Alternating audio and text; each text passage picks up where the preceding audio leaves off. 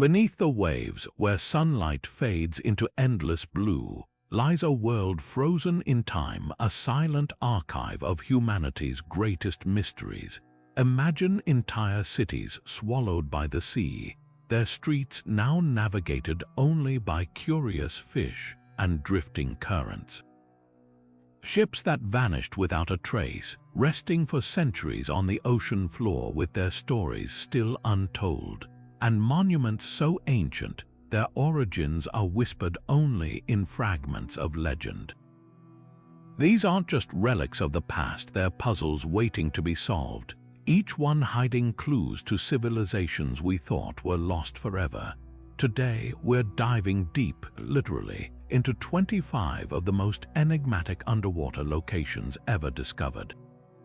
From the sunken ruins of empires that once ruled the world to bizarre geological formations that defy explanation, these sites are more than just history, they're invitations to adventure. Picture this, a sprawling metropolis, its temples and palaces perfectly preserved under layers of sand, as if the ocean itself decided to protect its secrets. Or a fleet of warships, their cannons still aimed at an enemy they never faced, frozen in the moment disaster struck. These places don't just challenge what we know, they rewrite it. But here's what's even more thrilling. Every one of these locations holds a question without an answer. Why was this city abandoned before it sank? Who built that structure in such an impossible place? What catastrophe left these ships perfectly intact, as if their crews simply vanished into thin air? The ocean doesn't give up its secrets easily, and that's what makes this journey so irresistible.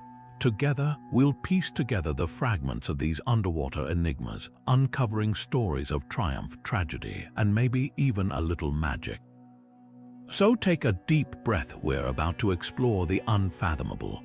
The legend of Atlantis begins with Plato, who described an advanced civilization swallowed by the sea in a single catastrophic day. He wrote of a mighty island empire, rich in gold and wisdom, that angered the gods and was punished, vanishing beneath the waves forever. But here's the twist. Plato claimed Atlantis existed 9,000 years before his time, placing its downfall around 9,600 BC. That's older than the pyramids, older than the earliest known cities. Could such a place have existed? Modern searches for Atlantis have led explorers to some fascinating spots. Off the coast of the Azores, sonar has revealed strange geometric shapes on the ocean floor, unnaturally straight lines that look like submerged roads or walls. Near Santorini, archaeologists uncovered the ruins of a Bronze Age city buried under volcanic ash, its fate eerily similar to Plato's tale. Some argue this was the real Atlantis, its story distorted over centuries. Others point to the Eye of the Sahara, a massive circular formation in Africa that matches Plato's description of concentric rings of land and water. The debates rage on because Atlantis isn't just about finding ruins, it's about what the legend represents. A warning about hubris, a faded memory of a real disaster, or simply a story Plato invented to make a point. Every sonar blip, every artifact pulled from the deep rekindles the question. If Atlantis was just a myth, why does the ocean keep offering clues? Atlantis isn't just buried under the ocean, it's embedded in our imagination. From blockbuster films to best-selling novels, this lost city has surfaced again and again, reshaped by each generation's fears and fascinations. Jules Verne sent Captain Nemo prowling its ruins in 20,000 Leagues Under the Sea, depicting it as a graveyard of grandeur. Decades later, Disney's animated Atlantis turned it into a glowing high-tech paradise, blending ancient mysticism with futuristic energy. And who could forget the conspiracy theories? Some claim Atlantis was home to an alien civilization, pointing to underwater structures like the Bimini Road as proof of extraterrestrial engineering. But why does this myth persist? Perhaps because Atlantis is the ultimate blank canvas, a mirror for whatever we project onto it. For some, it's a cautionary tale about environmental collapse, a warning we're desperate to heed. For others, it's a symbol of forgotten knowledge, a golden age when humanity supposedly wielded power we can't comprehend today. Even scientists get swept up in the hunt. Modern expeditions use cutting-edge tools like autonomous underwater drones and lidar scanning to peer through layers of sediment, uncovering anomalies that fuel fresh debates. In 2022, a team surveying the Mediterranean found a series of concentric rings near the Strait of Gibraltar, a haunting echo of Plato's description. The truth might never surface, but that's the allure. Atlantis thrives in the gap between fact and fantasy, a riddle that keeps us digging deeper. Every sonar ping, every fragment of pottery pulled from the seabed, whispers the same tantalizing question: what if we're one discovery away from rewriting history? Off the coast of Japan's Yonaguni Island, a haunting silhouette rises from the ocean floor, a colossal structure of sharp angles and flat terraces that looks like it was carved by human hand. Stretching over 150 feet long and 80 feet wide, the Yonaguni Monument is either one of the most astonishing archaeological finds of our time or a masterpiece of nature's artistry. Diving down to its depths feels like discovering the ruins of a forgotten civilization, with staircases, platforms, and what appear to be carved channels winding through the rock. But here's the mystery that's divided experts for decades. Was this monumental structure shaped by ancient builders or by thousands of years of relentless ocean currents? The debate ignited in the 1980s when a local diver first spotted the formations, their geometric precision standing in stark contrast to the surrounding seabed. Proponents of the man-made theory point to the monument's near-perfect 90-degree angles and its terraced layers, which resemble ancient stepped pyramids found in Mesopotamia and Central America. Some researchers even claim to see intricate carvings, a possible face or animal figures etched into the stone, though erosion makes these details hard to confirm. The most tantalizing hypothesis, that Yonaguni could be a remnant of the legendary Mu civilization, a Pacific counterpart to Atlantis said to have vanished beneath the waves. Stories of Mu describe an advanced society with technology and knowledge lost to time, and for believers, this sunken structure fits the puzzle perfectly. Yet skeptics argue that nature alone could create such formations. Sandstone, the rock that makes up Yonaguni, naturally fractures along straight lines due to tectonic activity, and the strong currents in the area could have sculpted its dramatic surfaces over millennia. Geologists note that similar formations exist above water in the region, shaped entirely by natural forces, but even they admit there's something uncanny about Yonaguni's symmetry, especially the twin megaliths at the site's peak, which look eerily like monolithic gateways. Scientific analyses have only deepened the intrigue. Sonar mapping reveals that the monument aligns with cardinal directions, a feature common in ancient sacred architecture. Tools like 3D modeling show patterns in the rock's erosion that don't quite match natural wear. And then there's the location itself, submerged underwater for an estimated 10,000 years, placing its potential construction in the same era as the last ice age's melting. If humans did build this, it would rewrite our understanding of prehistoric engineering. The truth may lie somewhere in between. Some researchers propose a hybrid theory that Yonaguni began as a natural formation, later modified by human hands. Ancient cultures often enhanced natural rock features for ritual purposes, and the monument's terraces could have served as ceremonial platforms. Others suggest it might have been a quarry or coastal structure that sank during a catastrophic earthquake, common in Japan's seismic history. Whatever its origins, Yonaguni refuses to surrender its secrets easily. What makes this site so captivating isn't just the debate, it's the visceral experience of diving among its towering walls, where every groove and ledge seems to whisper of a lost world. Whether a marvel of geology or a relic of a forgotten people, Yonaguni stands as a testament to the ocean's power to both erase and preserve. and as long as its riddles remain unsolved, it will keep drawing explorers, each one hoping to uncover the next clue hidden in its sunken stones. Off the coast of modern-day Gujarat, where the Arabian Sea laps against golden shores, lies a submerged secret that bridges myth and history, the legendary city of Dwarka. According to ancient Hindu texts, this was no ordinary metropolis. It was the divine kingdom of Lord Krishna, a flourishing port described in the Mahabharata as a city of gold, with palaces so radiant they rivaled the sun. But around 3,600 years ago, as the epic recounts, the sea swallowed Dwarka whole after Krishna's death, leaving behind only whispers of its grandeur. For centuries, scholars dismissed the story as pure folklore until underwater archaeologists stumbled upon something extraordinary. In the 1980s, expeditions near present-day Dwarka began uncovering structures that matched the descriptions eerily well. Stone anchors, pottery shards, and the remnants of massive walls emerged from the seabed, some dating back an astonishing 9,000 years, the most compelling find. A series of geometrically arranged stones, their corners still sharp despite millennia underwater, suggesting a carefully planned urban layout. These weren't random debris, they were the bones of a lost city.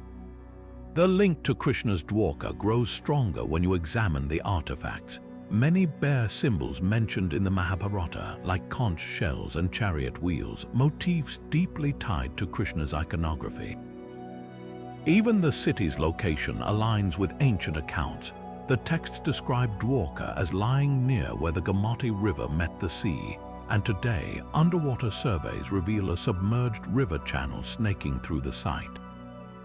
But here's the twist that ignites debate. Carbon dating places some artifacts much older than Krishna's supposed era, suggesting the city might have been rebuilt multiple times, each layer sinking beneath the waves.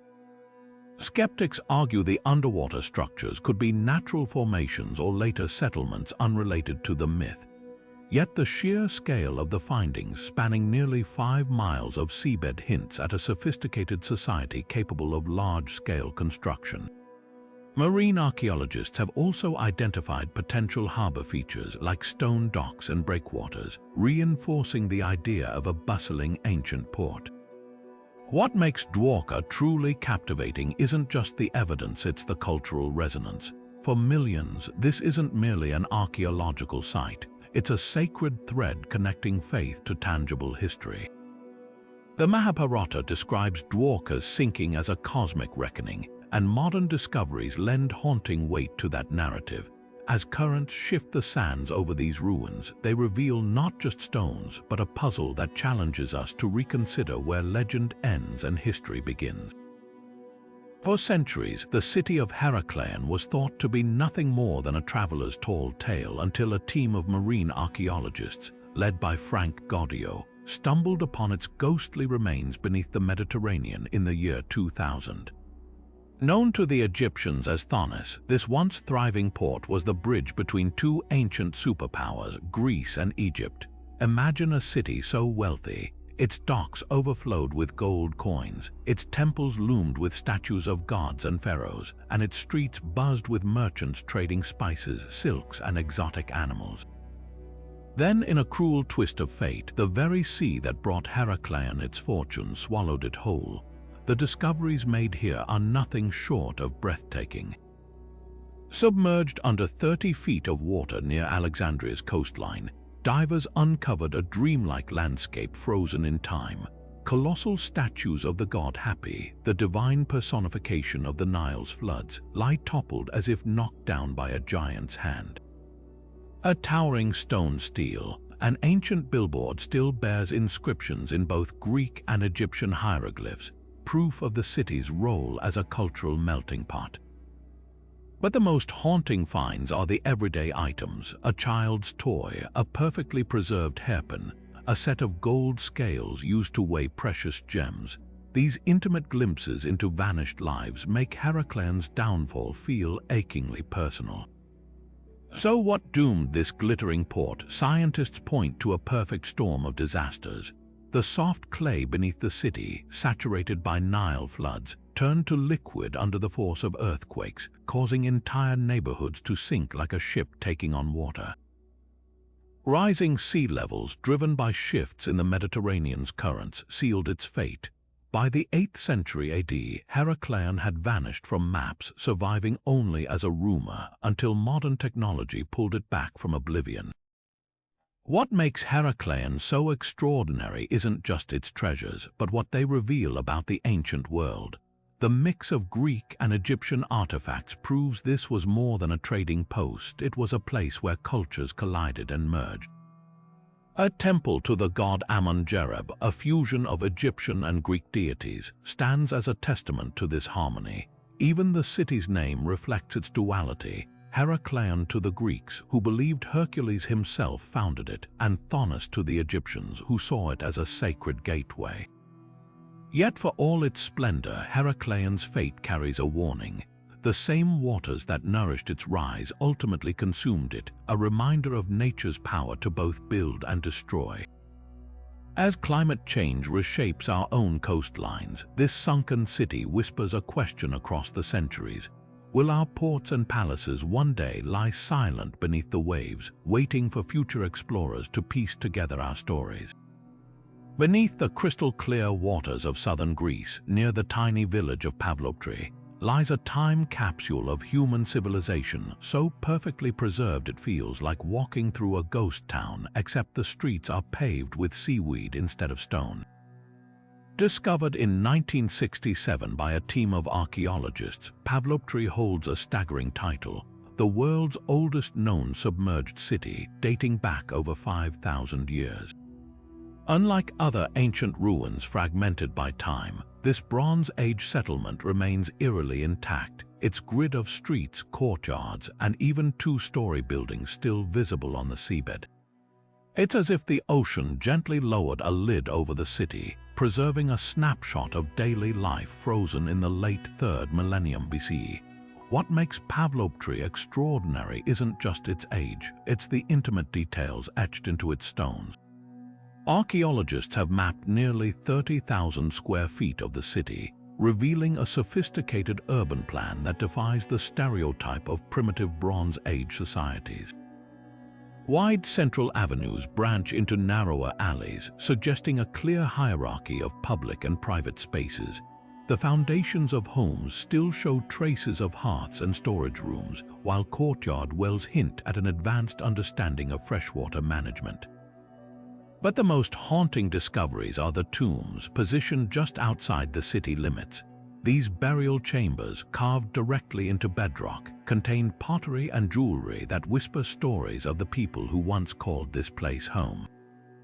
One grave held a delicate child's necklace, its beads still threaded as if waiting for tiny hands to reclaim it. The real mystery, though, isn't how Pavlopetri lived, it's how it died. Unlike cities swallowed by earthquakes or volcanic eruptions, this settlement's demise was achingly slow. Geological studies show the coastline here sank gradually over centuries, likely due to a combination of rising sea levels and tectonic shifts. Layers of sediment reveal periods of abandonment and reoccupation, as if the city's residents kept retreating from the encroaching waves, rebuilding slightly higher each time. By the time Pavlopetri finally slipped beneath the sea around 1000 BCE, it may have already been a shadow of its former self, its people scattered by the relentless advance of the water. Yet this tragic decline makes Pavlopetri invaluable to modern science. The city acts as a climate change time machine, offering stark parallels to today's sinking coastal communities. Researchers study its layers like tree rings, tracing how rising seas altered trade routes, eroded farmland, and forced adaptations in architecture. The discovery of imported Minoan pottery near the docks, for instance, suggests Pavlopetri was once a thriving trade hub until shifting coastlines isolated it. Even the city's final moments are preserved in the archaeological record. A single ceramic cup found upright on a floor, as if its owner placed it down moments before fleeing. Pavlopetri's greatest gift might be the questions it forces us to confront. How many other ancient cities lie hidden beneath the waves, their stories lost to the tides, and as our own coastlines retreat, will future archaeologists one day sift through the drowned remnants of our cities, piecing together our struggle against the rising sea? For now, this sunken marvel serves as both a warning and a wonder, a testament to human ingenuity and nature's inexorable power. In the warm shallows of the Bahamas, just off the coast of Baiae, lies a formation that sparked decades of heated debate, a half-mile stretch of massive limestone blocks arranged in a near-perfect straight line. Known as the Baiae Road, these rectangular stones, some weighing over 20 tons, sit beneath only 15 feet of water, their edges so unnaturally sharp they look like paving stones laid by giants. The moment divers first spotted them in 1968, theories exploded. Could this be a remnant of Atlantis, a causeway built by a lost civilization, or just a quirky trick of geology? Geologists argue the blocks are beak rock, a natural formation where coastal sediment hardens into stone, later fractured by waves into neat segments. But believers in the man-made theory point to the road's precise alignment with ancient cardinal directions and the presence of smaller stones wedged beneath larger ones, resembling shims used in megalithic construction. Even more intriguing, ancient maps like the Piri Reis chart from 1513 show what some claim is Baiae, labeled as the Island of the Old Ones, fueling speculation that pre-Columbian cultures, or even Atlanteans, knew of this site. Now shift the scene to Cuba's western tip, where in 2001, a team of oceanographers mapping the seafloor made a jaw-dropping discovery. Sonar images revealed symmetrical structures at 2,000 feet deep, stone formations resembling pyramids, roads, and even what looks like a massive carved plaza. The scale is staggering. Some buildings measure over 1,000 feet across, dwarfing most known ancient sites. Given the depth, these structures would have been above water only during the last ice age, over 12,000 years ago, long before mainstream archaeology says complex cities existed. Mainstream science remains skeptical, attributing the shapes to fractured bedrock or submerged volcanic formations.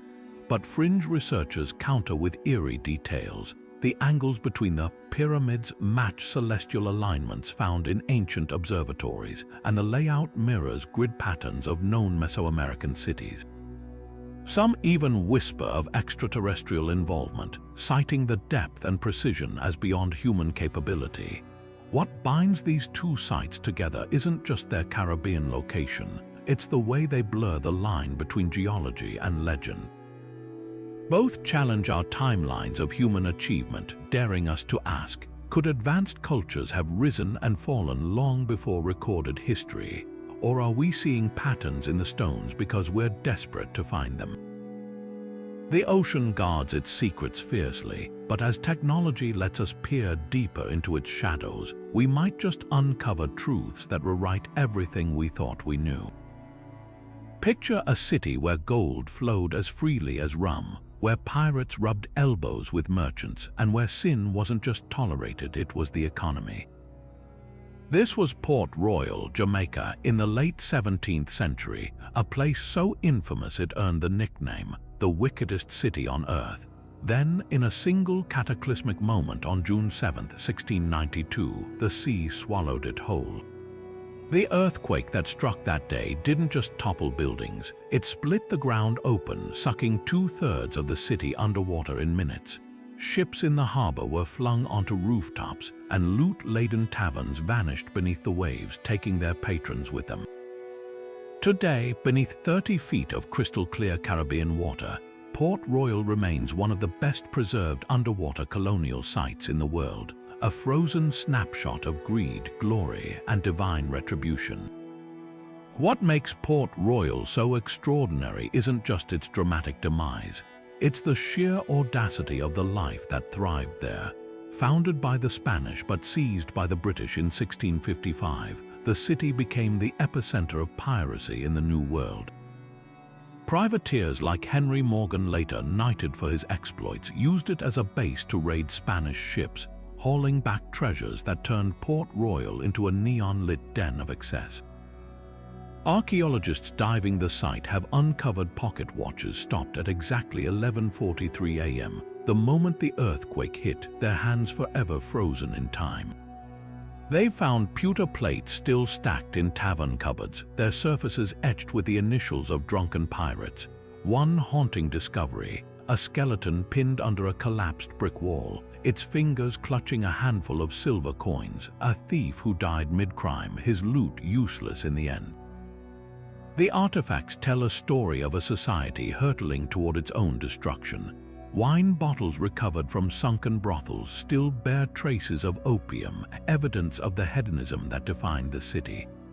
A goldsmith's workshop, preserved intact, held half-finished rings and scattered gemstones, as if the craftsman had just stepped away. Even the architecture reveals Port Royal's moral freefall. Buildings were crammed so close together that alleyways doubled as open sewers, and the few surviving records describe streets thick with the stench of rotting fish and spilled liquor. Yet for all its notoriety, Port Royal was also a place of startling sophistication. It boasted one of the first English-speaking coffee houses in the Americas, and its merchants traded in everything from African ivory to Chinese porcelain. The underwater excavations have yielded delicate porcelain teacups alongside crude pewter tankards, a stark contrast between the refined and the raucous. This duality is what makes the city's fate so chilling.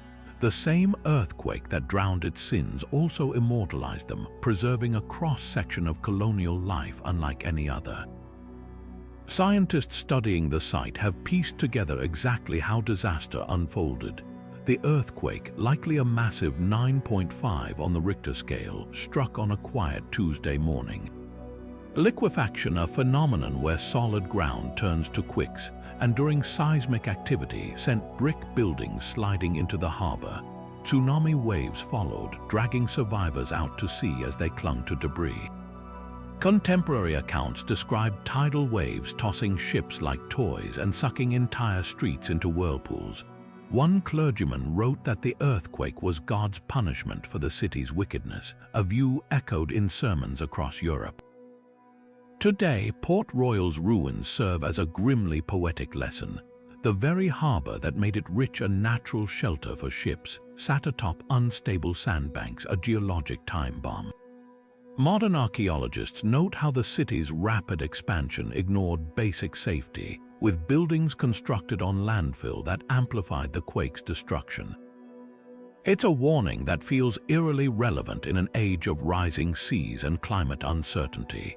As divers glide through the skeletal remains of taverns and forts, they're not just exploring a pirate playground, they're witnessing the moment a city that believed itself invincible met the irresistible force of nature. And perhaps that's why Port Royal still captivates us. It's not just a relic of the past, but a mirror held up to our own fragile ambitions.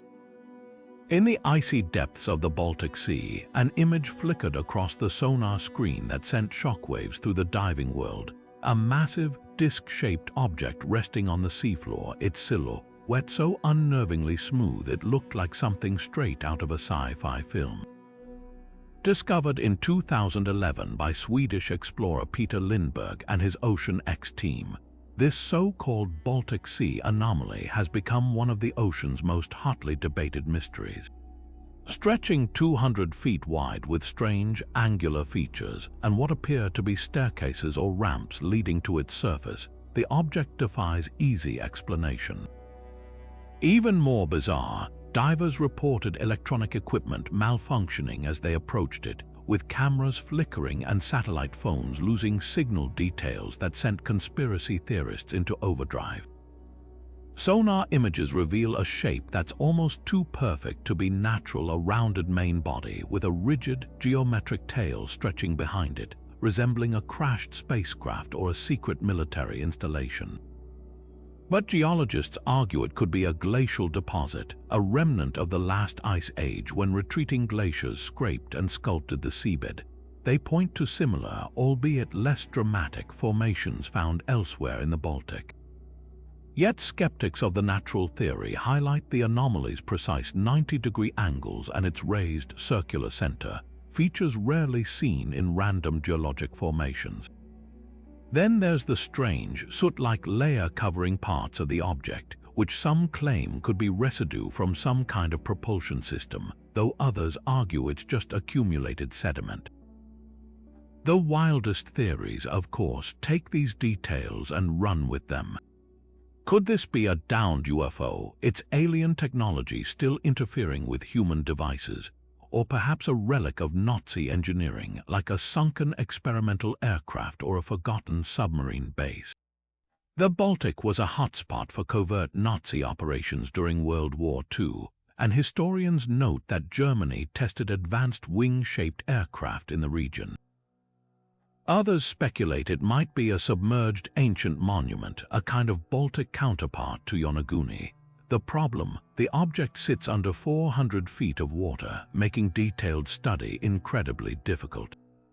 Scientists have tried to temper the excitement with cold, hard data.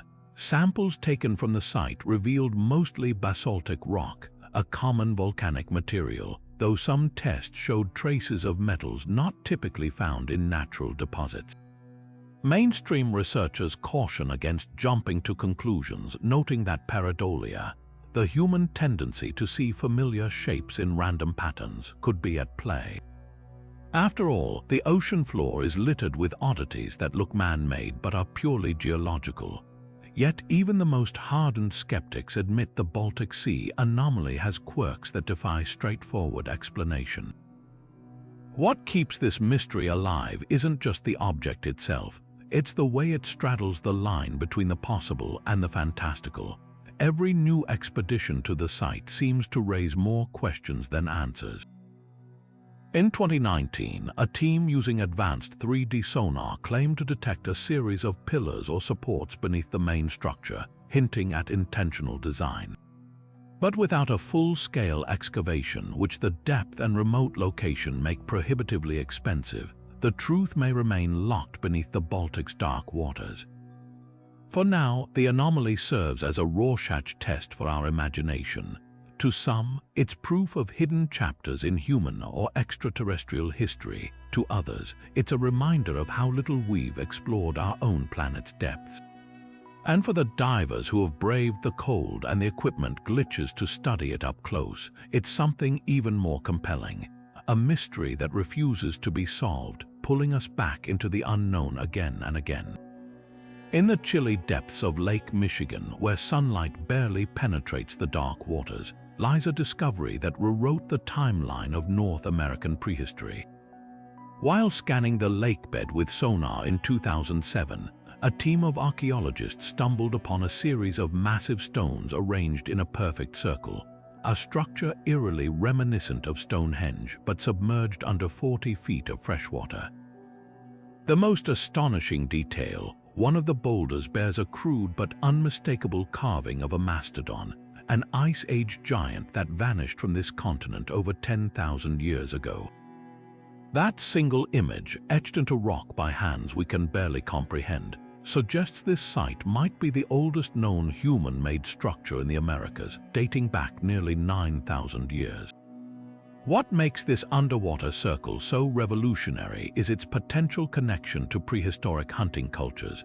The stones align with ancient shorelines that would have been dry land when mastodons still roamed the Great Lakes region.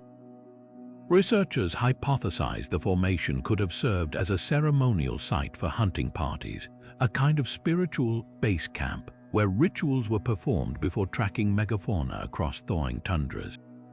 The mastodon carving, facing westward toward what was once a migratory path, adds weight to this theory. It's as if the artists left us a message across millennia. This place was sacred, tied intimately to their survival. But studying freshwater ruins like these comes with unique frustrations. Unlike ocean sites preserved by saltwater's antiseptic qualities, Lake Michigan's freshwater environment fosters relentless erosion. Zebra mussels, an invasive species, coat the stones in razor-sharp shells, making hands-on examination perilous. Sediment shifts constantly, reburying key details between diving seasons. And then there's the visibility, or lack thereof. While tropical shipwrecks might offer 30 feet of clarity, the lake's murky depths reduce visibility to mere inches, forcing researchers to rely on touch and sonar more than sight. Despite these challenges, the site keeps revealing tantalizing clues. In 2018, divers discovered a second, smaller stone circle nearby, suggesting this might have been a complex of multiple structures. Core samples from the lakebed contain microscopic flecks of charcoal, hinting at ancient fires. Most intriguing are the tool marks found on some stones, precise grooves and notches that imply the rocks were deliberately shaped, not just stacked. The implications ripple far beyond archaeology. If confirmed as human-made, these submerged rings prove that sophisticated societies thrived here millennia earlier than previously believed. They challenge the long-held assumption that North America's first peoples were purely nomadic, hinting at semi-permanent settlements tied to sacred geography. And they force us to reconsider how much of our continent's early history now lies underwater, hidden by rising lake levels since the last ice age. For now, the stones keep their secrets. The mastodon's blank eye stares into the dark waters, guarding stories we're only beginning to decipher. Every dive into Lake Michigan's depths feels like turning a page in a book half buried in sand. Each fragment we uncover makes the narrative clearer, yet the full story remains just out of reach. Deep in the crystalline waters of China's Fuxian Lake, sonar images reveal a haunting sight: massive, stepped stone formations rising from the lakebed, their geometric precision defying the randomness of nature. Locals have whispered about these underwater pyramids for generations, claiming they're the remnants of an ancient city called Yucatán, swallowed by the lake during a catastrophic earthquake over 1,500 years ago. Legends describe a bustling metropolis with grand temples and bustling markets, its destruction so sudden that fishermen still report hearing ghostly bells echoing from the depths on quiet nights. But when divers investigated in the early 2000s, what they found only deepened the enigma. The largest structure stretches nearly 120 feet high, with 5 distinct terraces and what appear to be carved symbols on some stones, details that fuel speculation about a lost civilization predating even the earliest Chinese dynasties. Geologists offer a counterpoint. These could be natural sandstone formations, sculpted by centuries of underwater erosion into deceptive shapes. The lake sits in an active seismic zone where shifting tectonic plates regularly fracture bedrock into angular slabs.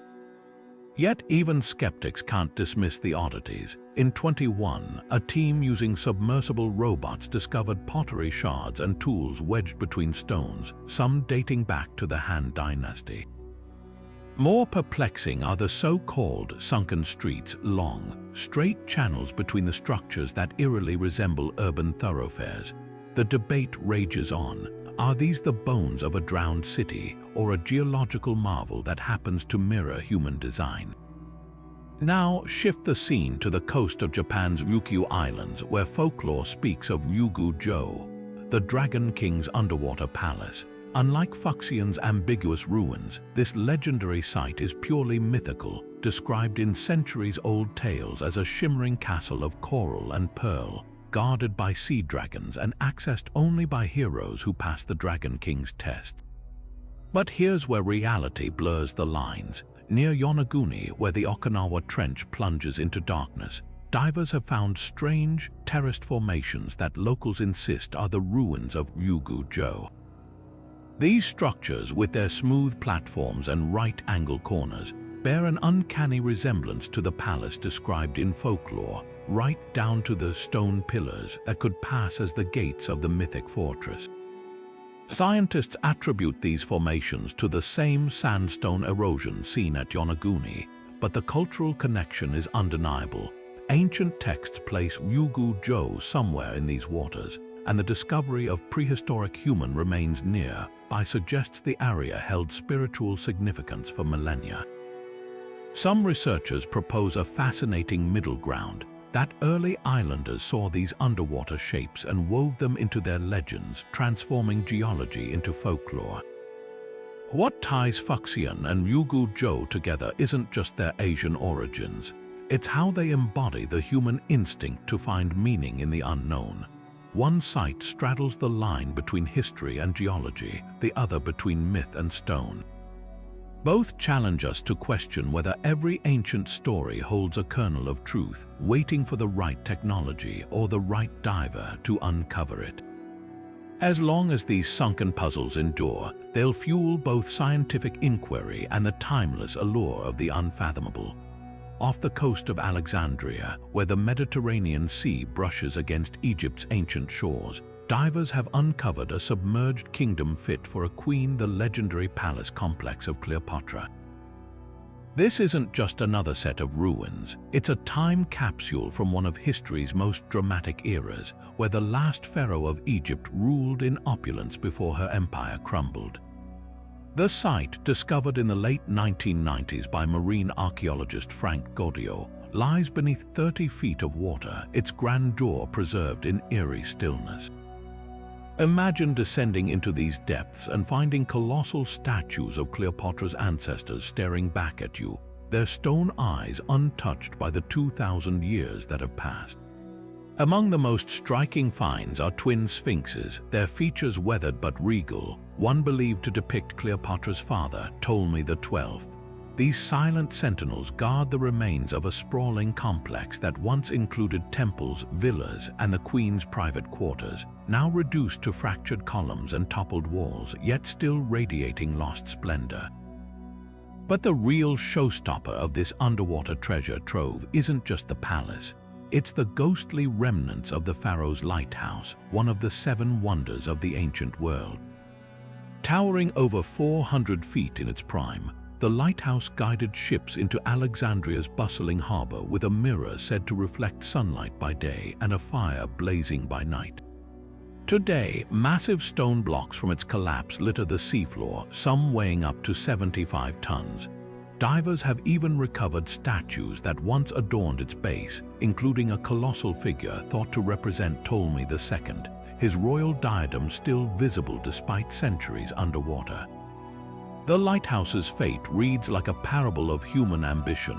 Damaged by earthquakes over centuries, it finally succumbed in the 14th century, plunging into the same waters that now hide Cleopatra's domain. Recent expeditions have added startling details to this sunken narrative. In 2020, a team using advanced 3D mapping revealed the outline of a grand canal that connected the palace to the nearby island of Antirodos, Cleopatra's private retreat. Along its path, archaeologists found gold coins bearing the queen's profile, delicate glassware etched with intricate patterns, and even a ritualistic boat believed to have been used in ceremonies for the goddess Isis. One poignant discovery, a fragment of a fresco showing a serpent, a symbol of divine royalty in Egyptian culture, its colors still vivid despite millennia beneath the waves. These artifacts don't just decorate history, they whisper of a ruler who wielded power, intellect, and theatrical flair in equal measure. Yet for all its glamour, the palace complex's underwater fate is a testament to nature's relentless power. The same earthquakes that toppled the lighthouse also liquefied the ground beneath Alexandria's coastline, causing entire neighborhoods to slide into the sea. Cleopatra's world didn't sink overnight. It was a slow-motion tragedy, with buildings crumbling in stages as tides gnawed at their foundations. Modern studies of the site's sediment layers reveal pauses in the destruction, as if the sea hesitated before claiming its prize. What makes these ruins so mesmerizing isn't just their connection to a famous queen, it's how they force us to confront the fragility of even the mightiest civilizations. As divers glide past statues of gods and pharaohs, now home to darting fish and curling seaweed, the lesson is inescapable. Time and tide spare no one, not even the woman who dared to challenge Rome. And perhaps that's why Cleopatra's sunken palace endures in our imagination, not just as a relic, but as a mirror reflecting our own fleeting grasp on power and permanence. Beneath the murky waters of India's Gulf of Combat, a discovery emerged in 2001 that sent shockwaves through the archaeological world. A sprawling, ancient city, possibly dating back 9,500 years. That's older than the pyramids, older than Mesopotamia, older than almost any known civilization.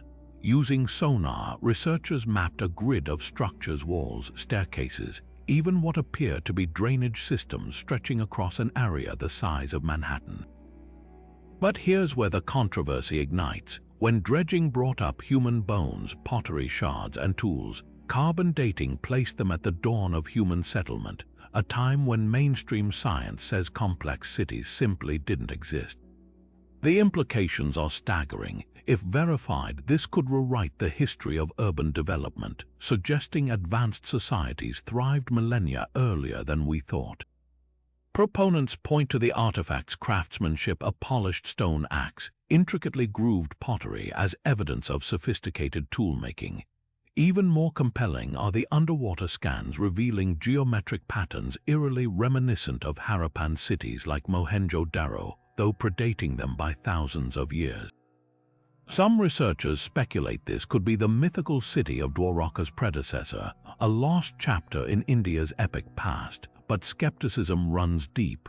Critics highlight the Gulf's turbulent geology, where shifting sediment constantly reshapes the seabed.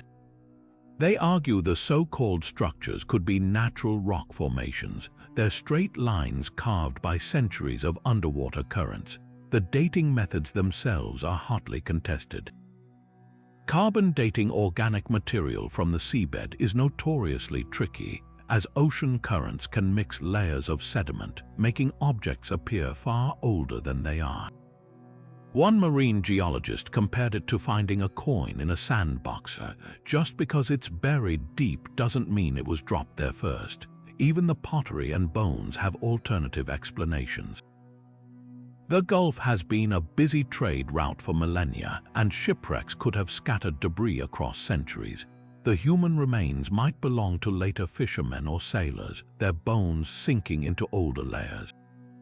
And while sonar images are dramatic, they lack the clarity of hands-on excavation. Without diving teams meticulously documenting intact walls or tools in situ, the evidence remains circumstantial. Yet the mystery deepens with a peculiar detail. Some dredged samples contained microfossils typically found in freshwater, hinting this area was once landlocked far from the sea. If true, it suggests a drastic geographic shift, perhaps a catastrophic flood or seismic event that drowned the city.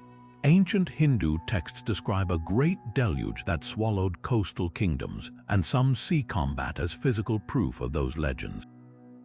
For now, the site remains in limbo, too tantalizing to dismiss, too ambiguous to confirm. Every claim is met with counterclaims, every artifact scrutinized for alternate origins. But perhaps that's the real value of combat. It forces us to question the boundaries of our knowledge, to wonder how much of human history still lies hidden beneath the waves, waiting for the right tide to reveal it.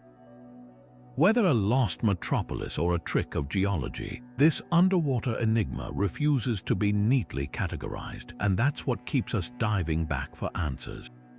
Far beneath the churning waves of the North Sea, where fishing trawlers now cast their nets, lies a lost world frozen in time, Doggerland. This vast, submerged landscape, stretching from Britain's eastern coast to the Netherlands and Denmark, was once a thriving paradise of rolling hills, dense forests, and winding rivers. Today, its only remnants occasionally snag in fishermen's nets, fragments of mammoth tusks, flint tools still sharp after millennia, and even the occasional human artifact like a carved bone pendant or a dugout canoe. These finds are haunting breadcrumbs leading us back to a time when Europe looked utterly different, a time when you could walk from London to Amsterdam without getting your feet wet. Doggerland wasn't just a land bridge, it was home. Scientists estimate this territory roughly the size of modern-day Britain, supported thousands of Mesolithic hunter-gatherers between 15,000 and 7,000 years ago. Imagine forests of oak and hazel teeming with deer, aurochs, and wild boar. Rivers like the ancient Rhine meandered through wetlands rich with fish and waterfowl, while hills provided vantage points for spotting game. Archaeologists call it the Stone Age Serengeti, a mosaic of ecosystems where humans thrived for generations, but the climate had other plans. As the last ice age loosened its grip, melting glaciers sent sea levels creeping upward at a rate of about 3 feet per century, slow by modern standards but relentless. The drowning of Doggerland wasn't a single catastrophic event. It was a slow-motion tragedy played out over centuries. Early communities would have watched their hunting grounds shrink season by season, their rivers turning brackish as saltwater intruded. They likely retreated to higher ground, leaving behind campsites and tools that now lie 60 to 100 feet underwater. The final blow came around 6,200 BCE when a massive underwater landslide off Norway's coast, the Storegga Slide, triggered a tsunami that inundated the last habitable pockets. Waves as tall as 3-story buildings would have raced across the low-lying plains, scattering any remaining communities. Within a few generations, the sea claimed Doggerland entirely, leaving only whispers in the sediment. What makes this lost world so compelling isn't just its scale, it's the intimate glimpses of life we've recovered. In 2019, a trawler off the Dutch coast hauled up a flint blade embedded in a chunk of peat. Analysis revealed microscopic traces of wood and resin, evidence it was once hafted to a handle by hands that knew how to survive in this vanished landscape. Another dredging operation uncovered a fragment of human skull alongside the bones of a brown bear, hinting at a shared fate in the rising waters. Even the seabed itself tells a story. Core samples contain pollen from Doggerland's ancient forests, perfectly preserved in layers of mud. Modern technology is finally pulling this drowned world into focus. Sonar mapping has revealed river valleys and hills now submerged, while 3D seismic data originally collected for oil exploration shows the outlines of lagoons and coastlines. In 2021, researchers used this data to reconstruct a digital time machine of Doggerland, simulating how it might have looked at its peak. The project identified potential hotspots for future archaeological dives, including what appear to be shell-midden piles of discarded seafood that mark ancient gathering sites. But exploring these depths remains a formidable challenge. The North Sea is one of the world's busiest shipping lanes, its visibility often near zero, and strong currents constantly reshape the seabed. Yet Doggerland's legacy lingers in unexpected ways. Genetic studies suggest that some of Europe's earliest modern humans may have passed through this region, leaving traces in the DNA of today's populations. The name itself survives in Doggerbank, a shallow fishing ground that was once a hilltop overlooking prehistoric valleys, and the story of its disappearance carries eerie resonance in an age of rising seas. As we scan the ocean floor for clues about our past, we're also confronting a mirror to our future. A reminder that no landscape, no matter how bountiful, is permanent when the waters rise. The bones and tools surfacing after 8,000 years aren't just relics, they're a message in a bottle from a world that underestimated the sea. Off the western tip of Cuba, where the Caribbean Sea plunges into darkness, an expedition in 2001 uncovered something that shouldn't exist: massive granite blocks arranged in geometric patterns nearly 2,000 feet below the surface. Sonar images showed what appeared to be an entire submerged city, with pyramid-like structures, concentric circles, and even what looked like roads stretching across the ocean floor. The most baffling detail: granite doesn't naturally occur in this part of the Caribbean. It's a rock typically found in continental landmasses, meaning these colossal stones had to have been transported somehow, or that this area was once dry land during the last ice age, when sea levels were hundreds of feet lower. Diving teams reported even stranger finds. Some stones bore carvings resembling ancient symbols, their grooves too precise to dismiss as random erosion. One particularly controversial image captured what looked like a series of glyphs, their angular shapes echoing pre-Columbian scripts, yet carbon dating of nearby sediment suggested the site could be over 12,000 years old, predating known Mesoamerican civilizations by millennia. The discoveries sparked wild theories, from the remnants of Atlantis to an unknown advanced culture that mastered maritime engineering before recorded history began.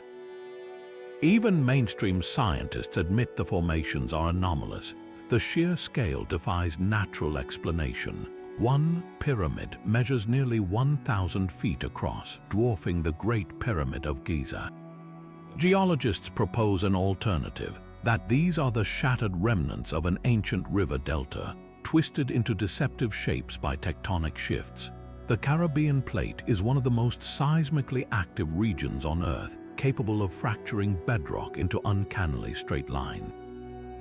Others suggest the symbols could be tool marks from 19th century dredging equipment, though that doesn't account for the site's depth or the stone's composition. What keeps the debate alive is the tantalizing possibility that humans, or something else, built here when this spot was above water. During the last glacial maximum, around 20,000 years ago, sea levels were so low that Cuba tripled in size, its coastline extending far beyond its current borders. Could an unknown civilization have thrived here, only to vanish as the ice caps melted? The Maya, whose descendants still live in Cuba, have legends of a great flood swallowing their ancestral homelands. Some researchers point to similarities between the underwater carvings and Mayan glyphs for mountain or temple, though the age gap remains problematic. The truth may lie in the geology itself. Recent core samples reveal that the granite contains unexpected mineral deposits, hinting at prolonged exposure to air and rainwater before submersion. Yet without physical artifacts like tools or pottery, the site remains an enigma, a Rorschach test for archaeologists and conspiracy theorists alike. Every new sonar scan seems to deepen the mystery rather than solve it. Whether a lost city or a quirk of nature, Cuba's underwater megaliths force us to confront how little we know about humanity's early chapters, and how much history might still be hidden beneath the waves, waiting for the right technology to bring its stories to light. Just a few miles from the bustling streets of modern Naples, the seabed hides a ghostly playground for the ancient world's elite, the sunken city of Baiae. Once the Las Vegas of the Roman Empire, this coastal resort lured emperors, senators, and poets with its thermal springs and legendary excess. Then, over centuries, the Earth itself turned against it. Volcanic activity along the Campi Flegrei, a supervolcano still smoldering today, caused the shoreline to sink, swallowing Baiae's marble villas and pleasure gardens beneath 15 feet of Mediterranean water.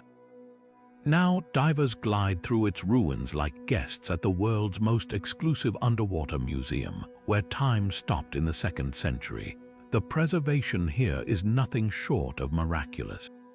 Sunlight filters through the water to illuminate mosaic floors still vibrant with color, intricate geometric patterns that once graced the banquet halls where Nero and Julius Caesar partied. Statues of gods and emperors stand half-buried in sand, their faces eerily intact, as if the ocean chose to spare their grandeur. One stunning find is the Nymphaeum of Punta Epitafio, a submerged grotto where elite guests once dined beneath cascading fountains.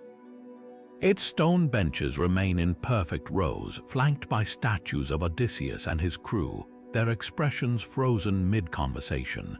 You can almost hear the clink of wine cups and the whispers of political deals struck between dips in the thermal pools. But Baiae wasn't just about luxury, it was a symbol of Rome's moral decay.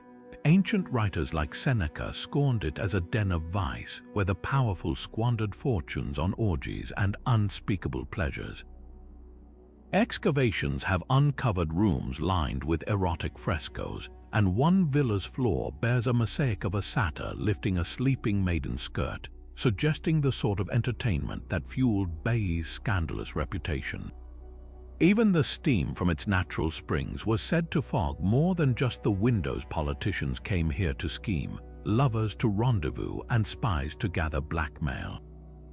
Yet beneath the gossip lies a darker story. The same volcanic forces that fed Baiae's thermal baths doomed it. The land didn't sink all at once. It was a slow descent, with earthquakes rattling buildings into the sea inch by inch. Archaeologists can trace the collapse in layers: crushed pottery from a 1st century quake, a toppled column from a later tremor, and finally, the silent slide of an entire city beneath the waves by the 8th century. Modern sonar reveals streets tilting at surreal angles, their cobblestones still aligned as if waiting for sandaled feet that never returned. What makes Baiae unforgettable isn't just its ruins, it's the irony. A place built for indulgence now lies in the quietest corner of the sea, its mosaics seen only by fish and the occasional diver.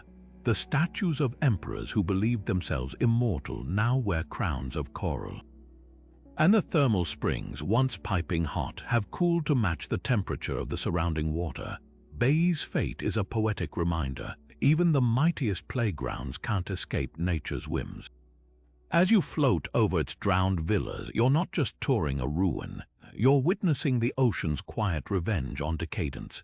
Beneath the Black Sea's inky surface, where oxygen vanishes and time stands still, lies a graveyard of ships so perfectly preserved they look ready to sail again.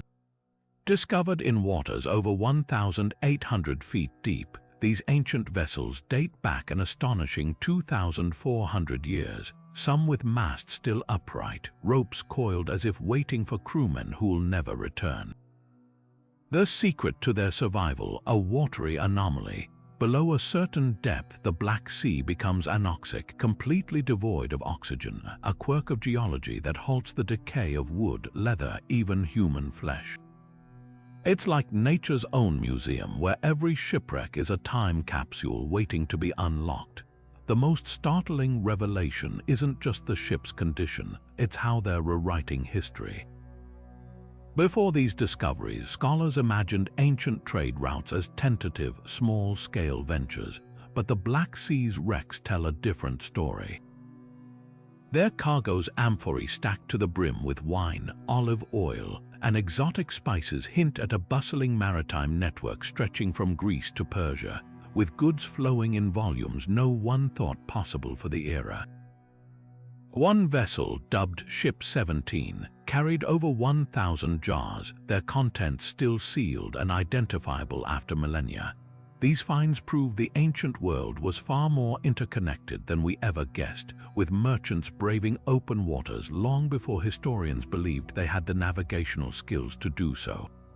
Then there's the flood theory. The Black Sea wasn't always a sea. Around 7,600 years ago, rising global temperatures melted glaciers, causing the Mediterranean to burst through the Bosphorus Strait in a cataclysmic deluge. Some scientists argue this event could have submerged an area the size of Costa Rica in months, displacing early farming communities and inspiring flood myths across cultures, including perhaps Noah's Ark. The shipwrecks add fuel to this debate. Their distribution across different depths suggests multiple eras of maritime activity, with some resting on what was once dry land. Could these vessels have sailed waters that swallowed entire civilizations? The evidence is tantalizing, if inconclusive. What makes these wrecks so mesmerizing isn't just their age or preservation, it's the stories etched into their timbers. On one ship, archaeologists found a fishing net still knotted, its fibers intact as if the owner had just set it down. Another held a sailor's wooden spoon, its bowl worn thin from years of use. These aren't just artifacts, they're intimate glimpses into lives abruptly interrupted. Even the ship's designs rewrite textbooks. Some feature construction techniques thought to be centuries younger, proving ancient shipbuilders were innovating faster than we realized. As robotic subs probe deeper into the Black Sea's abyss, who knows what else might surface? Every expedition seems to uncover another wreck, each one a puzzle piece in humanity's oldest seafaring traditions. And while the flood theory remains contentious, one thing is certain: these silent ships are rewriting history, one preserved plank at a time. The Baltic Sea hides a mystery that looks like it was plucked straight from a sci-fi film. Enormous, perfectly circular formations etched into the seabed, some stretching over 200 feet wide. Discovered by sonar scans off the coasts of Sweden and Denmark, these eerie rings appear almost too precise to be natural, their edges sharply defined as if drawn by some unseen hand. From above, they resemble underwater crop circles, their symmetry standing in stark contrast to the surrounding, uneven ocean floor. What makes them even stranger? These circles aren't static. Over the years, divers have documented them appearing, disappearing, and even shifting position, almost as if they're alive. One leading theory points to something surprisingly mundane yet fascinating: algae. Certain species of cyanobacteria thrive in the Baltic's unique brackish waters, forming dense mats that expand outward in radial patterns. When these mats die, they release gases that might push up sediment, creating circular depressions. But skeptics argue that algae alone can't explain the scale or precision of the largest rings, some of which feature multiple concentric rings like a bullseye. Then there's the methane bubble hypothesis. The Baltic seabed is known to harbor pockets of methane gas, a byproduct of decaying organic matter trapped under layers of sediment. When pressure builds, these gases can erupt upward, potentially carving out circular craters. Divers near known methane vents report seeing streams of bubbles rising like underwater geysers, lending some credibility to this idea. Yet even this doesn't fully account for the rings' geometric perfection or their occasional reappearance in the same spots. Could human activity be the culprit? The Baltic has been a busy waterway for centuries, from Viking traders to World War II submarines. Some researchers speculate these circles might be the scars of old fishing practices, like trawling nets dragging weighted lines across the seabed. Others float more provocative theories. Could they be remnants of submerged ancient structures, like Neolithic ritual sites similar to Stonehenge? The Baltic's history of dramatic sea level rise after the last ice age means entire landscapes once inhabited by humans now lie underwater. A handful of these circles do align eerily with known archaeological sites nearby, though no definitive proof links them to human builders. The truth might lie somewhere in between. Recent studies suggest a combination of factors: microbial activity shaping the initial patterns, methane exaggerating their edges, and currents smoothing them into near-perfect forms. But the Baltic circles refuse to be easily explained. Each new expedition reveals fresh peculiarities, like mineral deposits concentrated along the ring's borders or unusual magnetic readings at their centers. Whether natural marvels or something more enigmatic, these formations remind us that the ocean still holds puzzles we're only beginning to understand. As long as they keep shifting, appearing, and vanishing, they'll remain one of the sea's most captivating riddles.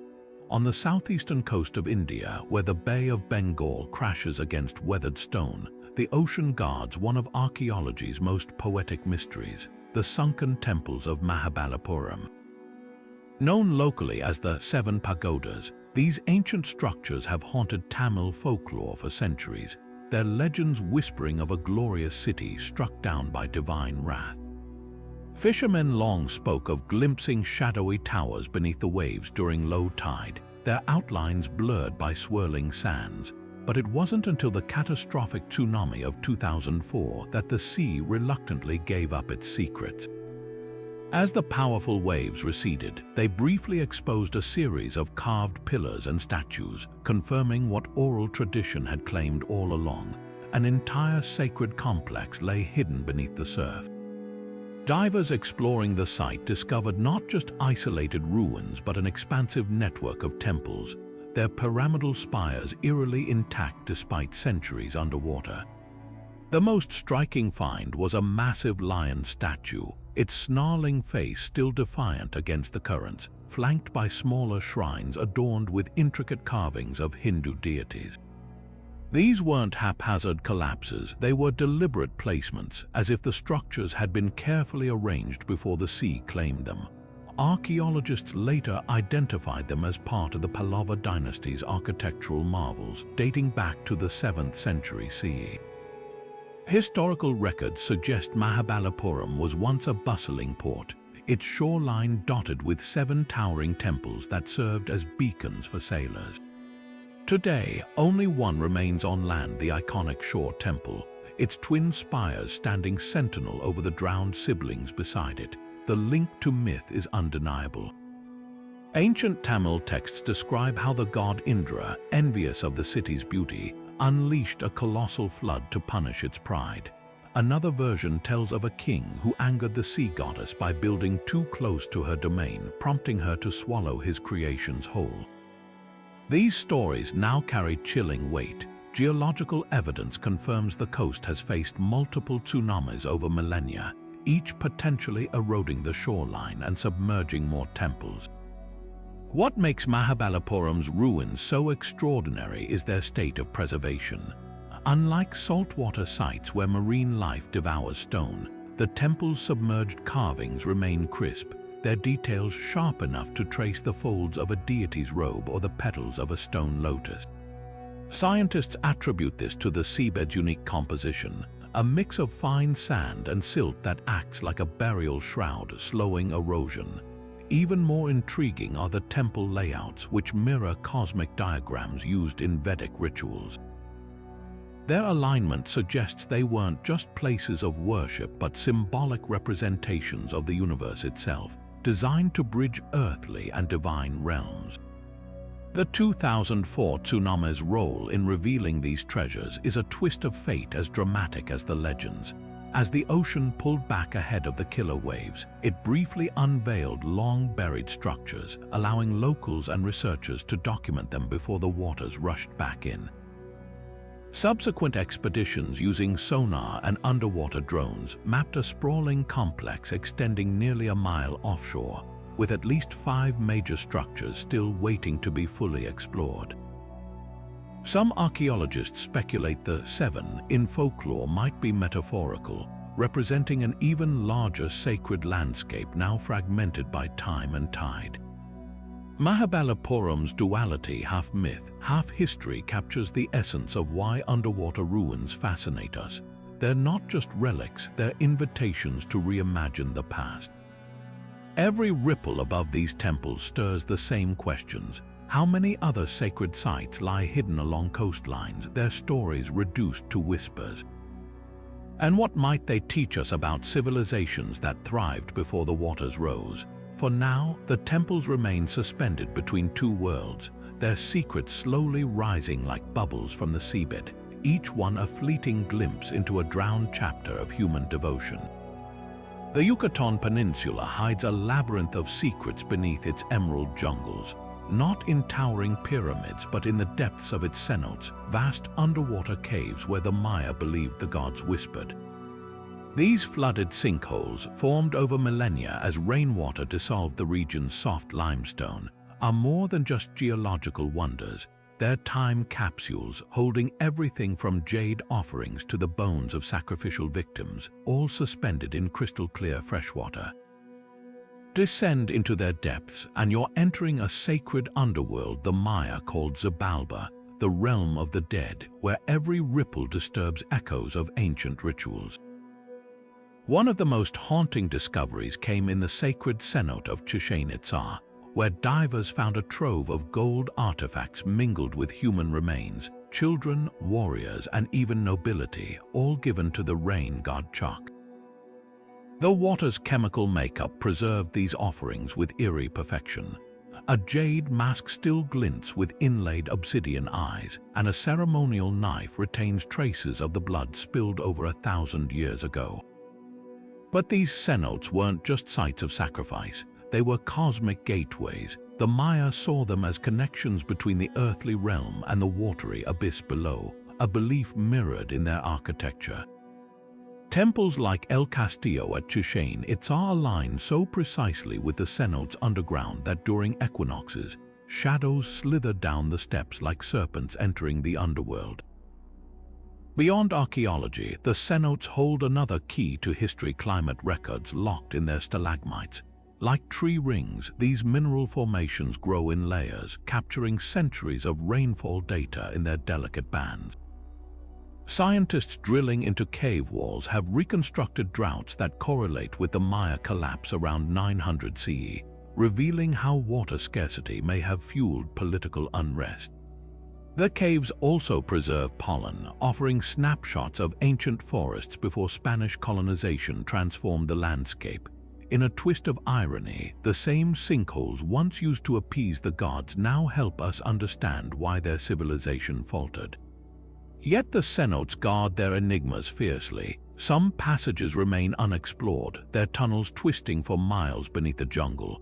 In 2017, divers in the Sac-Acton system uncovered a submerged passage linking two caverns, creating the world's longest underwater cave. Over 215 miles of channels filled with pottery shards and fossilized megafauna. Other cenotes hide freshwater springs so pristine, they've supported isolated ecosystems for millennia, including blind fish and albino crustaceans found nowhere else. What makes these underwater caves so spellbinding is their duality. They're both archives and active shrines. Modern Maya still leave copal incense and flowers at cenote edges, honoring traditions older than the pyramids. And as climate change drains the Yucatan's aquifers, the caves face a new threat. Saltwater intrusion and pollution risk erasing the very records they've safeguarded for centuries. Swimming through these silent galleries, you're struck by a humbling thought. The same waters that preserved the past might not endure the future. Each dive becomes a race against time, a chance to decode messages left by a civilization that understood better than most the fragile balance between humanity and the elements. High in the Andes, where the air thins and the sky meets the water in an endless blue mirror, Lake Titicaca holds more than just the title of the world's highest navigable lake. It guards the ruins of civilizations that once thrived along its sacred shores. Beneath its icy surface, stone walls and ceremonial platforms lie frozen in time, remnants of the Inca and the even older Tiwanaku culture, but the most tantalizing discovery. A sprawling submerged structure near the island of Koa that archaeologists believe could be a lost temple, its terraces and staircases eerily intact despite centuries underwater. Local legends speak of a golden artifact hidden in its depths, a treasure so valuable it was deliberately sunk to keep it from Spanish conquistadors. Divers exploring these ruins face challenges unlike anywhere else on Earth. At 12,500 feet above sea level, the lake's altitude turns every expedition into a physical ordeal. Equipment behaves unpredictably in the thin air, and divers must surface cautiously to avoid altitude sickness. Yet what they've uncovered justifies the struggle.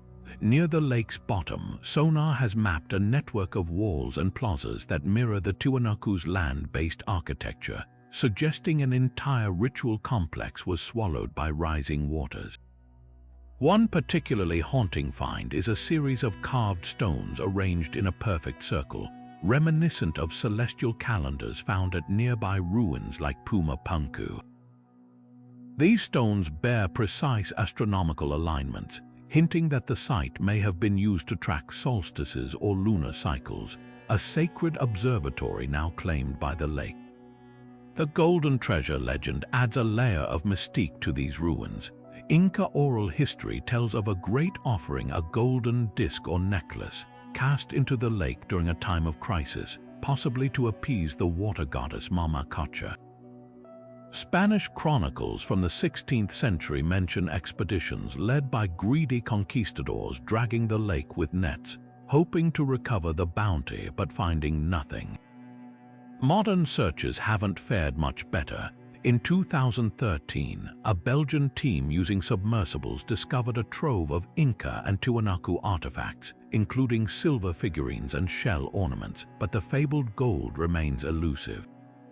Some researchers speculate the treasure might be metaphorical, a reference to the lake itself, its life-giving waters more precious than any metal. What makes Lake Titicaca's ruins so compelling isn't just their age or the treasure hunt, it's how they blur the line between myth and geology. The lake's water levels have fluctuated dramatically over millennia, with studies showing it once sat nearly 200 feet lower than today. A gradual rise, possibly accelerated by seismic shifts, could explain why structures built on dry land now lie submerged. But local Aymara communities offer another explanation. Their ancestors speak of a great flood, a punishment from the gods for human arrogance, a story that echoes across Andean cultures. Standing on the lake's shore today, watching fishermen in reed boats glide over the same waters that hide these secrets, you're left with a humbling thought. Every ripple on Titicaca's surface disturbs a history far older than the Inca, a past where temples stood where fish now swim, and where gold might still glint in the dark, waiting for the right moment to resurface. Whether the treasure is real or symbolic, the lake's true wealth lies in its stories of resilience, reverence, and the unshakable bond between a people and the water that sustains them. The Mediterranean's shifting tectonic plates didn't just shape coastlines, they erased entire chapters of Roman history in an instant. Along the North African and Italian shores, the seabed hides sprawling metropolises like Leptis Magna and Olbia, cities that once pulsed with merchants, senators, and legions before earthquakes wrenched their foundations into the sea. Imagine walking through Leptis Magna's Grand Forum, where Emperor Septimius Severus once commissioned towering arches, only to plunge beneath the waves by the 4th century. Today, its submerged streets are paved not with cobblestones but with silt, while marble columns lie toppled like a giant's game of pickup sticks, some still fluted and polished enough to gleam under dive lights. What makes these ruins so unforgettable isn't just their scale, but the intimacy of their preservation. Off the coast of modern-day Libya, Leptis Magna's underwater district includes a theater where waves now ripple across mosaics that once dazzled audiences with scenes of sea nymphs and tritons, their tesserae still vibrant after 17 centuries underwater. Nearby, a headless statue of a Roman nobleman clutches a scroll, its toga folds so meticulously carved you can trace the sculptor's chisel marks. Even more poignant are the everyday relics, a bronze merchant scale, its counterweights intact, and stacks of amphorae that never delivered their wine, still lashed together as if waiting for a ship that never sailed. Olbia on Sardinia's eastern coast tells a darker story. Here, the sea didn't just claim buildings, it entombed a crisis. When a quake struck in the 3rd century, the city's residents fled mid-meal, leaving behind plates of petrified fish bones and a child's wooden doll, its painted smile still visible.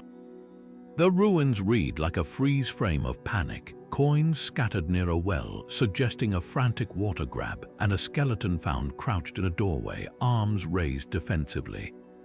Yet amid the chaos, Olbia's grandeur persists.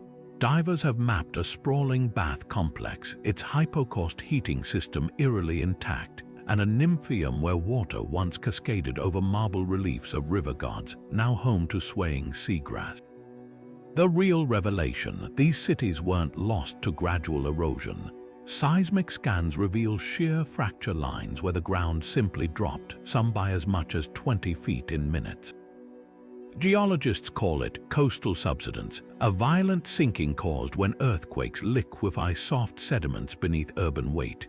At Leptis Magna, this process was so abrupt that shipwrecks from the same era lie atop collapsed roofs, vessels that may have been moored in the harbor one moment and crushed beneath falling monuments the next.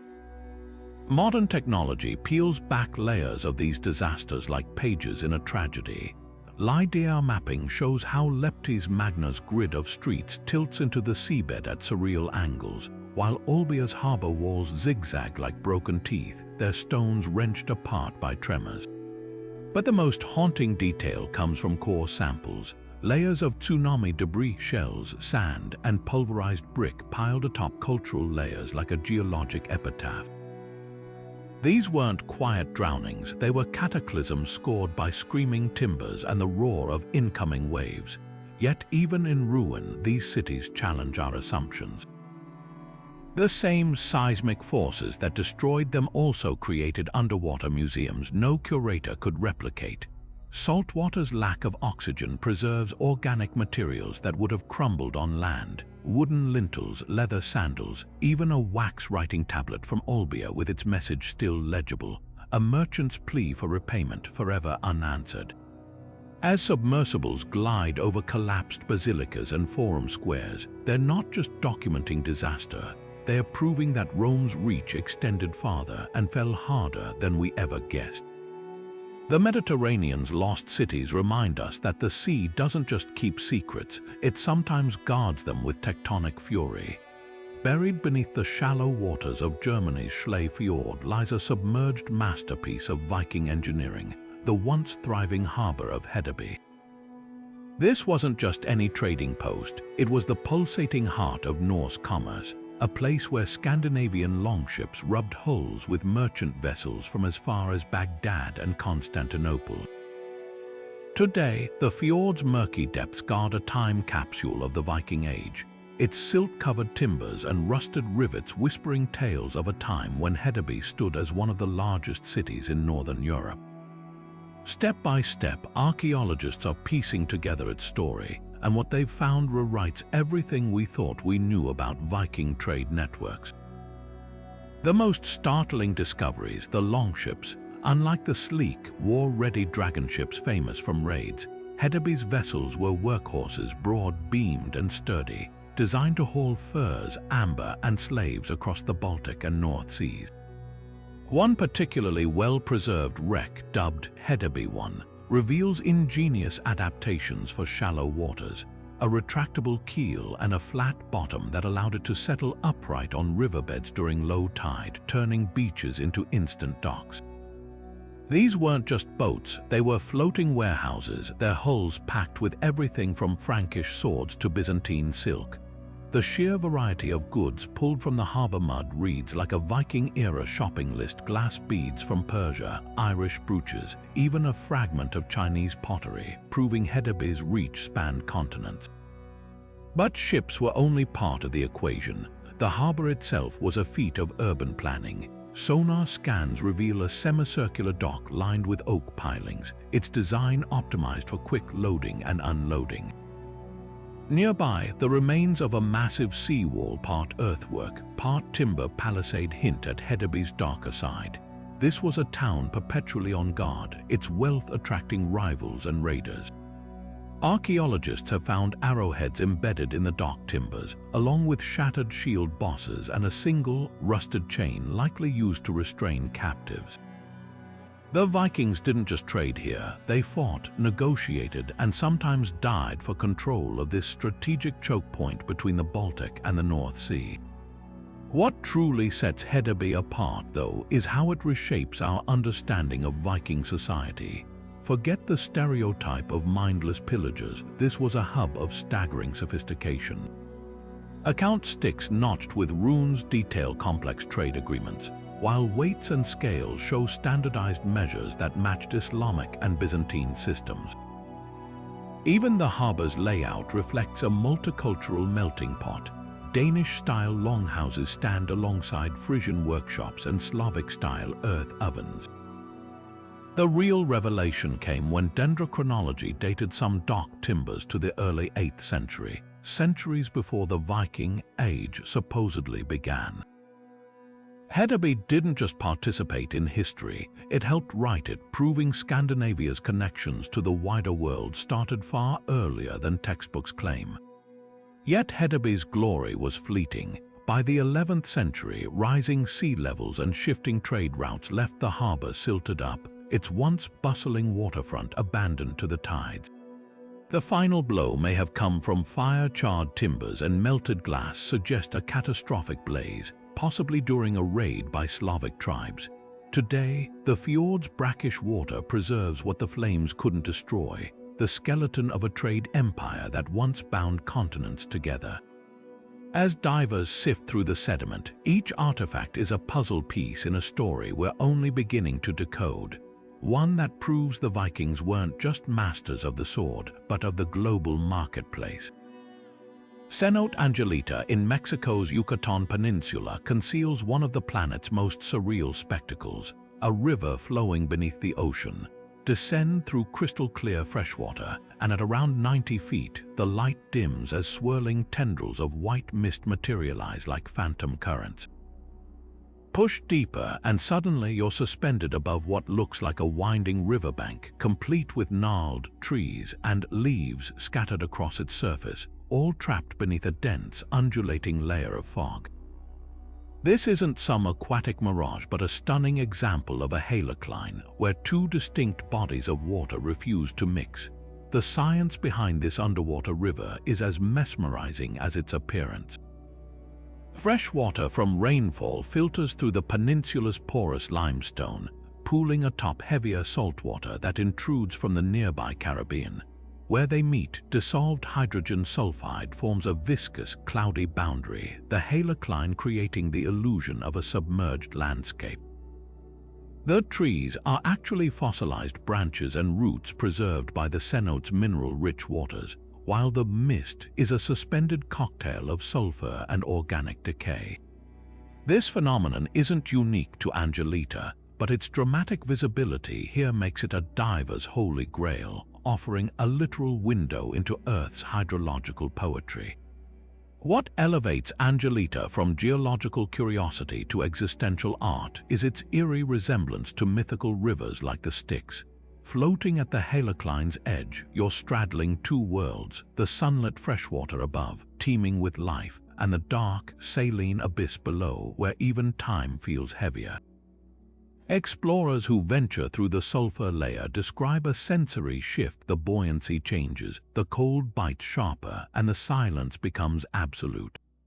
It's a reminder that nature's boundaries are often fluid, defying our urge to categorize and control. The cenote's hidden river also holds clues to the Yucatan's ancient past. Stalactites dripping from its walls prove this cavern was once dry, formed during ice ages when sea levels plummeted. Today, it's a liquid archive capturing millennia of climate shifts in its layers. For the Maya, cenotes like Angelita were portals to Xibalba, the underworld. Modern divers might not encounter gods, but they'll find something equally profound, a place where science and legend flow together, as inseparable as the waters themselves. From the legendary ruins of Atlantis to the haunting stone circles beneath Lake Michigan, these 25 underwater mysteries don't just fill history books, they rewrite them. Each discovery peels back another layer of our collective past, revealing civilizations that thrived where we now sail, worshipped in temples now visited only by fish, and built monuments that defy the timeline we thought we knew. Think about it, the precise angles of Yonaguni's terraces, the gold-touched relics of Cleopatra's palace, the eerie ship graveyard in the Black Sea, none of these fit neatly into the narratives we've been taught.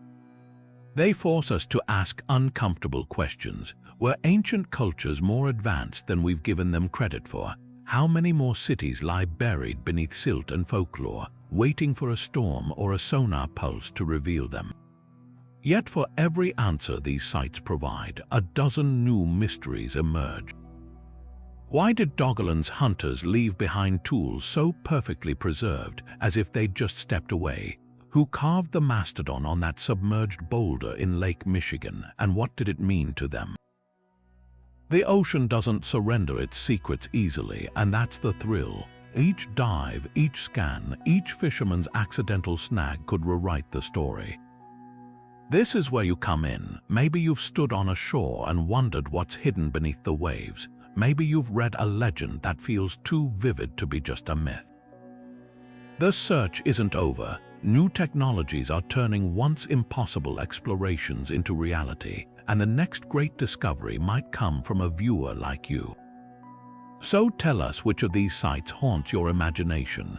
Have you heard local tales of drowned cities or strange shapes on the seafloor? Drop your theories in the comments.